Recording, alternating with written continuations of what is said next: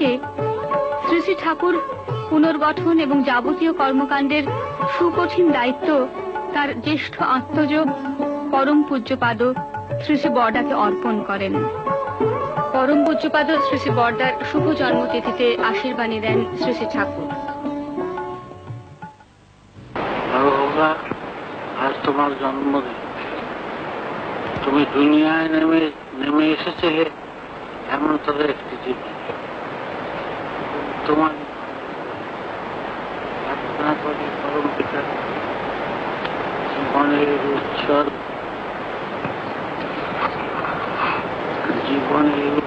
আয়নে তুমি উদ্ভাসিত হয়ে ওঠো, প্রত্যেকের দীপালি তোমার অন্তঃকরণে জ্বলে উঠুক। প্রত্যেকের তুমি তোমার জীবনের তৃপ্তি অর্ঘ হোক। মায়ের প্রতি কৃতনিপুণ ভক্তি জীবনের একটি পরম আশীর্বাদ।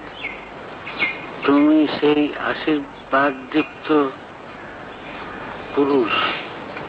তুমি সুখে থাকো, পরম তৃপ্ত হও, আর সবাই তোমার পরিচর্যায় শুভ সন্দীপনী তাৎপর্যে উচ্ছল হয়ে উঠুক। প্রীতির সেই উজ্জ্বল দিকটি তোমাকে পুষ্ট করে পরিবর্তিত করে তুলুক, পরাক্রমী করে তুলুক, সুন্দর শুভ করে তুলুক। তোমার প্রতিটি পদক্ষেপই যেন সবাইকে উচ্ছল দীপ্ত হোক, আর সবার করণের ভিতর দিয়ে তৃপ্তির সুর হয়ে যায়। সুর সম্পাদনী শুভদীপ্ত সুন্দরের সুষ্ঠু সম্বর্ধনায় ব্যক্তিত্বে ভক্তিযুক্ত প্রাণোদ্দীপনায়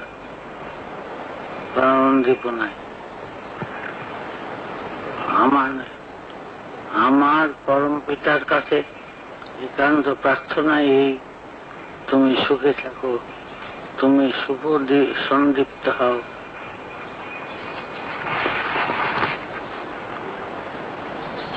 সবাইকে শুভদীপ্ত করে তুলে তোমারই জীবন পথে চলতে থাকো, আয়ুর অঢেল উচ্ছ্বাস নিয়ে চিরায়ু হয়ে। বিভিন্ন উৎসবের সময় প্রদত্ত শ্রী ঠাকুরের অমোঘ বাণী চিরকালের জন্য আমাদের মনে অনুরণিত হয়।